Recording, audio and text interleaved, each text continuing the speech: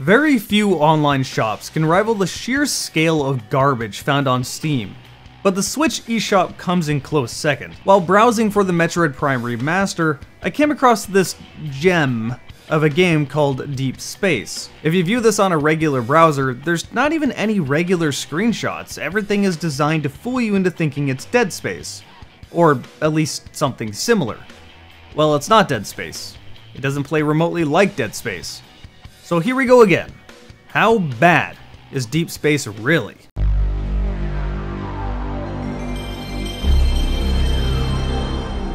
Hey, Jarek here, and let's start this video off by reading what this game says on its store page. Deep Space is a scary survival game. Alright. The action takes place on a spaceship, and you are the main character. Yeah, that's how protagonists work. Who has to go through several obstacles to survive. Okay, so they're describing a survival horror game. Meanwhile, you can tell what Deep Space really is the moment you launch the game. It was called Deep Space. Look at that name. Deep Space Action Fire Sci-Fi Game 2022 Shooter Strike Simulator Alien Death. What is this name? Made with Unity. That splash screen, you know you're up something good. Boy. Yeah. It reeks of asset flip the moment you look at the main menu. Yep, this is a Unity asset flip from a dev in Moldova of all places. This is where I want to reiterate that Unity is not a bad engine. So many good games have come out on the Unity engine.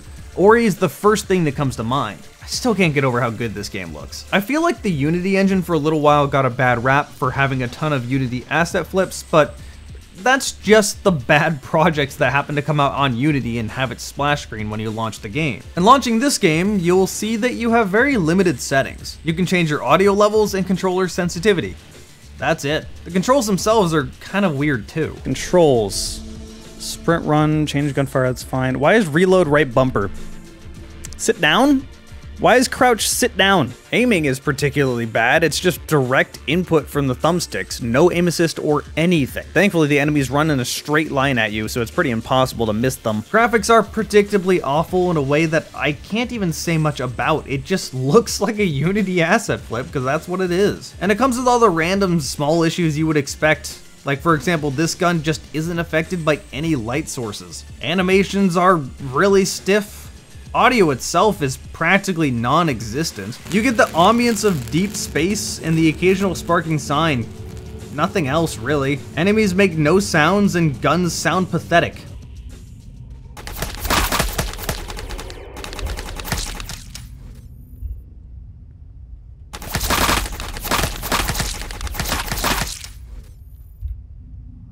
Riveting. The devs also forgot to disable the framerate counter on the second map. The second map out of 2, by the way. I didn't turn that framerate counter on, it's just there. I'm also pretty sure there was extensive use of Google Translate for all the text in the game. It led to the funny results you would expect. Find the way for restore health after awake.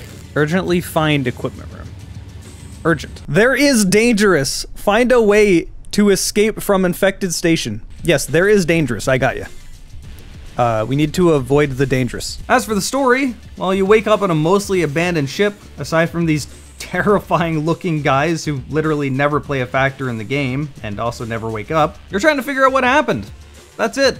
No atmospheric storytelling, nothing. The beginning involves you walking around not knowing what you're supposed to do because the use prompts are very strict on where you need to be standing and what you should be looking at. That big red thing there that draws your attention, that's not what you need to press A on. It's actually the button just to the right of that. That big door there, no, you can't open that. You gotta press the keypad to the left, that opens it. There's a lot of visual signaling totally missing here. Then you finally get a gun and the game devolves into walking into a room, doors lock, kill all enemies in room, doors unlock, continue. You do this 4 rooms in a row with these same enemies, and there are 4 enemies total in the entire game. Also, reminder that this is a survival game. You only get 1 gun, 2 if you really consider the same model but in a different color a new gun. Literally the only difference is that it does more damage. And after about 30 minutes of this, you finally meet another person who's alive, who has the slowest text scroll of all time.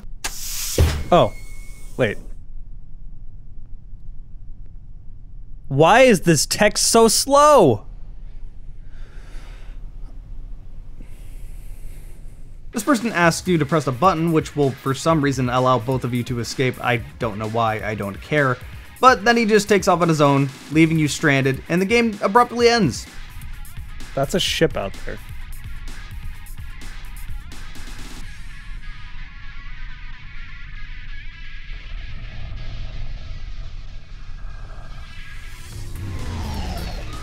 Now are you the last one on the station? So we just left without me? The fuck, man? Oh.